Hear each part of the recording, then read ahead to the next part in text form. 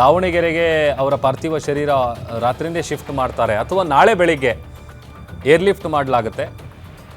ಇವತ್ತು ರಾತ್ರಿಯೇ ದಾವಣಗೆರೆಗೆ ಶಾಮನೂರು ಶಿವಶಂಕರಪ್ಪ ಅವರ ಪಾರ್ಥಿವ ಶರೀರವನ್ನು ಶಿಫ್ಟ್ ಮಾಡುವಂಥ ಸಾಧ್ಯತೆ ಇದೆ ಅಂತೇಳಿ ತಿಳಿದು ಬರ್ತಾ ಇದೆ ಮಾಹಿತಿ.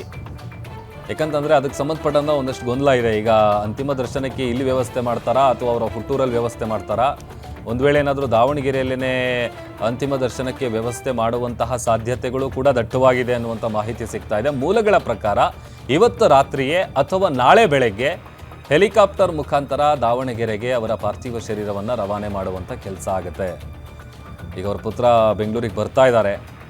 ಅವರು ಬಂದ ನಂತರದಲ್ಲಿ ಮುಂದೆ ನಡೆಯುವಂತಹ ಅಂತಿಮ ವಿಧಿವಿಧಾನಗಳ ಬಗ್ಗೆ ಅಧಿಕೃತವಾಗಿ ಮಾಹಿತಿ ಸಿಗ್ತಾ ಹೋಗುತ್ತೆ.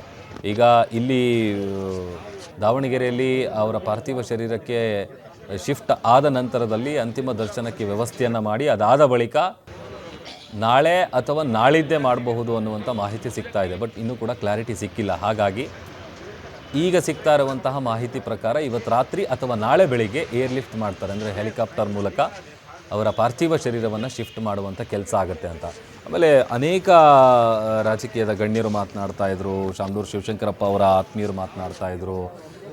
ಅವರ ಜೀವನದ ನಡ್ಕೊಂಡು ಬಂದಂಥ ಹಾದಿ ಏನಿದೆ ಅದು ಕೂಡ ನಾವು ಮೆಲುಕು ಹಾಕ್ತಾ ಇದ್ವಿ. ಅವರು ಯಾವ ಸಂದರ್ಭದಲ್ಲಿ ರಾಜಕಾರಣಕ್ಕೆ ಎಂಟ್ರಿ ಕೊಡ್ತಾರೆ,